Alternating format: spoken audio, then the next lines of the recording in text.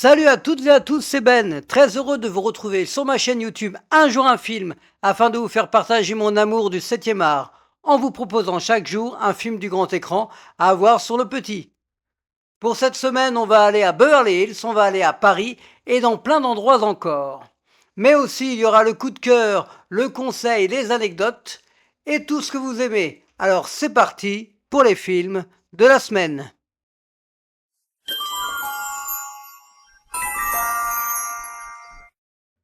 Le flic de Beverly Hills est un film américain datant de 1984, réalisé par Martin Brest avec Eddie Murphy, Judge Reynolds et John Ashton. Un détective de Détroit, Axel Foley, va débarquer à Beverly Hills afin d'enquêter sur la mort d'un ami.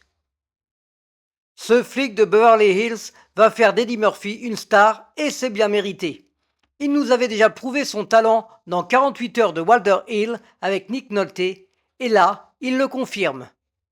Tout est réuni pour faire de ce film une référence des années 80. L'humour, l'action et la musique de Harold Faltermeyer que tout le monde a en tête. Eddie Murphy fait le show avec la formidable voix française de Midondo, indissociable avec l'acteur. On retrouve aussi les deux coéquipiers, Rosewood et Taggart, bousculés par Axel Foley et ses méthodes peu orthodoxes. Des méchants qui vont perdre leur sang-froid quand Axel est là. Et aussi le lieutenant Andrew Bogomil, interprété par Ronnie Cox, qu'on aime toujours retrouver. Une soirée à Beverly Hills, ça ne se refuse pas, alors allez-y sans hésiter. C'est au départ Sylvester Stallone qui devait jouer ce flic de Beverly Hills, mais avec une histoire bien différente, que l'acteur utilisera pour faire Cobra, réalisé par George Cosmatos en 1986. Le flic de Beverly Hills, sur W9 à 21h10.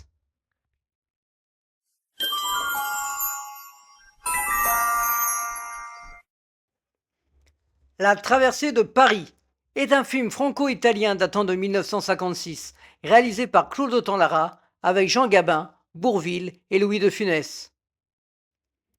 Paris 1942. Pendant l'occupation, le marché noir est très présent. Deux hommes vont devoir livrer un cochon. La semaine dernière, je vous proposais En cas de malheur, dont vous pouvez retrouver la vidéo sur ma chaîne. Et là, c'est encore un film avec Gabin et le réalisateur Autant-Lara, mais qui a été tourné avant. Un classique du cinéma français des années 50, avec ce duo incroyable, Jean Gabin et Bourvil, qui fonctionne à merveille. Entre la gouaille de Gabin, qui n'a peur de rien, et Bourvil qui n'emmène pas large face à ce transport de cochons. Des dialogues incroyables, des répliques cultes, et la fameuse scène avec Jambier, un tremplin énorme pour Louis de Funès, qui va lui permettre, à l'âge de 42 ans, d'obtenir des rôles plus importants. Si vous ne l'avez pas vu, c'est le moment de réparer cette erreur. Yves Montand devait jouer le rôle de Grand Gilles, interprété par Jean Gabin, mais le producteur et le scénariste s'y opposeront fermement. La traversée de Paris, sur Paris Première, à 21h.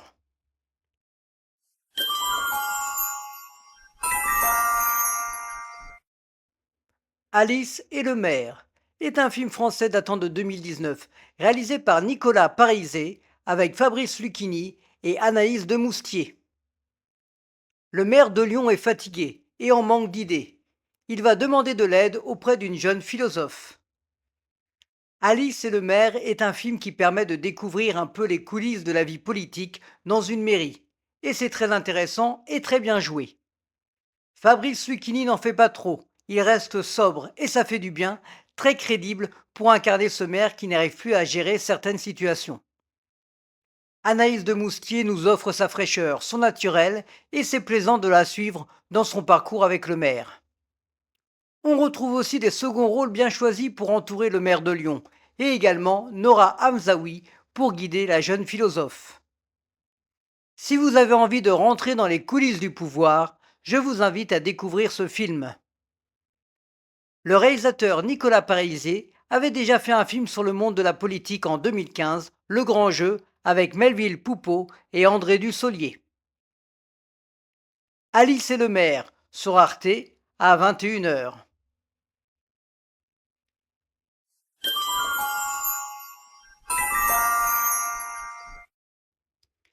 Signe est un film américain datant de 2002, réalisé par M. Night Shyamalan avec Mel Gibson et Joaquin Phoenix.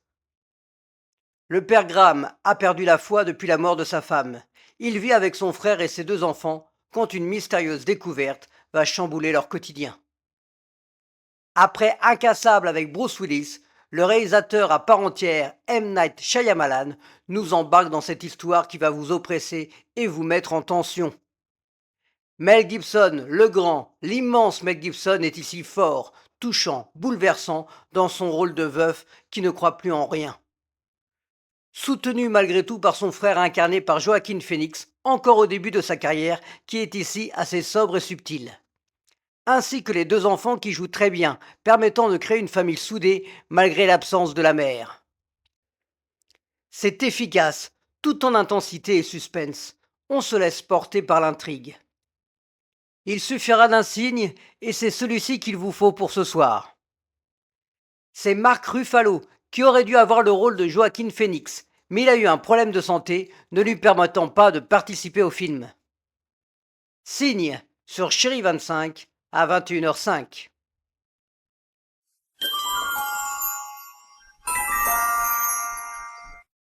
Ma mère, Dieu et Sylvie Vartan est un film franco-canadien réalisé par Ken Scott avec Leila Bekti, Jonathan Cohen et Sylvie Vartan.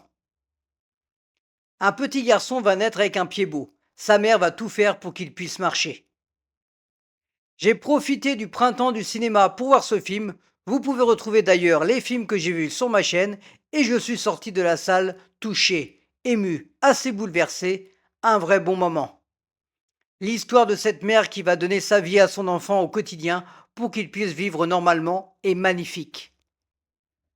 Leila Bekti est incroyable par sa justesse, l'émotion, l'intensité qu'elle apporte à son rôle et la voir évoluer au fil des années avec un pari réussi grâce aussi au maquillage, tout ça est très crédible. Jonathan Cohen, lui aussi est très bon, sobre, juste. Cela change des rôles où il en fait un peu beaucoup.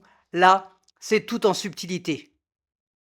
Beaucoup de seconds rôles aussi parfaits comme Jeanne Balibar, qui va se confronter à la mère, la pétillante Joséphine Japy, qui joue la femme de Jonathan Cohen. Le petit garçon est adorable et sincère dans son jeu et on est embarqué dans son histoire.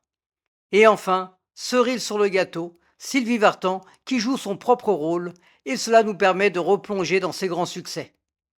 Alors pour ce soir, sortez et allez en salle, vous ne le regretterez pas. Ce film est tiré du roman de Roland Pérez, sorti en 2021, qui est une autobiographie. Ma mère, Dieu et Sylvie Vartan, à voir en salle.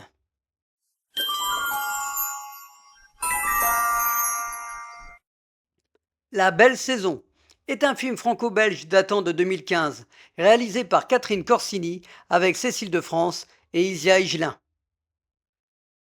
Une enseignante militante féministe va faire la connaissance d'une jeune agricultrice à Paris dans les années 70.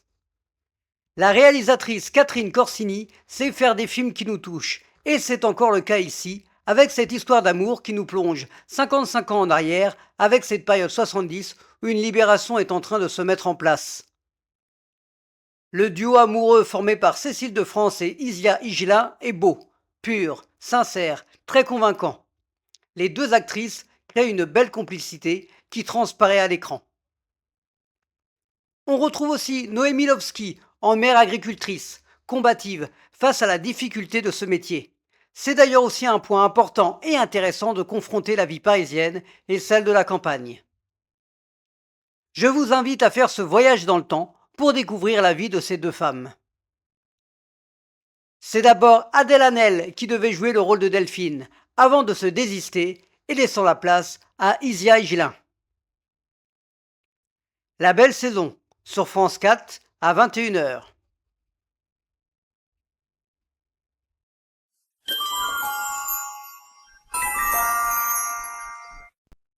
Bohemian Rhapsody est un film britannico-américain datant de 2018, réalisé par Bryan Singer avec Rami Malek et Lucy Boyton. L'histoire de la vie et de l'œuvre du groupe mythique Queen et de son chanteur Freddie Mercury. Un film très attendu à sa sortie, que j'avais vu au cinéma et j'avais passé un très bon moment. Bercé par la musique de Queen depuis mon enfance, voir les coulisses de ce groupe incontournable, cela ne pouvait qu'éveiller ma curiosité. Le film est centré bien entendu sur le personnage de Freddie Mercury, avec son parcours incroyable, mais aussi beaucoup sur le groupe en lui-même et sur la création de plusieurs grands tubes. On ne peut que rester bouche bée devant la reproduction du fameux concert Live Aid du 13 juillet 1985 et la performance de Rami Malek avec un souci du détail très impressionnant. Si vous faites abstraction de la dentition un peu trop marquée à mon goût de Freddie Mercury, vous allez être gaga, pas avec la radio, mais bien avec le cinéma. On retrouve Mike Myers qui incarne Ray Foster et tout le monde se souvient de son hommage à Queen avec ce playback de Bohemian Rhapsody dans Wayne's World. Bohemian Rhapsody sur W9 à 21h10.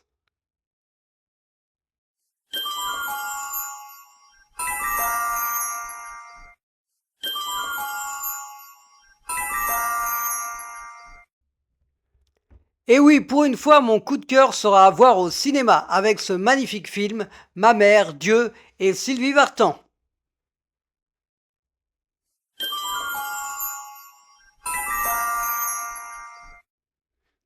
Mon conseil de la semaine sera la boutique Quand j'étais petit garçon dans le 15e arrondissement de Paris. Retrouvez tout ce qui a fait le bonheur de votre enfance, avec figurines, jeux de société, livres et plein de choses encore. Star Wars, la planète des singes, James Bond pour le ciné et j'en passe. Une petite boutique qui fait du bien avec un bel accueil qui va avec. Donc n'hésitez pas à franchir la porte de ce monde merveilleux et retrouvez toutes les infos dans les commentaires de cette vidéo. Voilà, c'est tout pour les films de cette semaine. J'espère que cette sélection vous a plu. N'hésitez pas à me dire dans les commentaires ce que vous en avez pensé, à liker, à partager, à vous abonner si ce n'est pas encore fait, et aussi à activer la petite cloche afin de retrouver les notifications et savoir chaque jour le film qui correspond. Je vous souhaite une bonne semaine à toutes et à tous, et je vous dis à la semaine prochaine.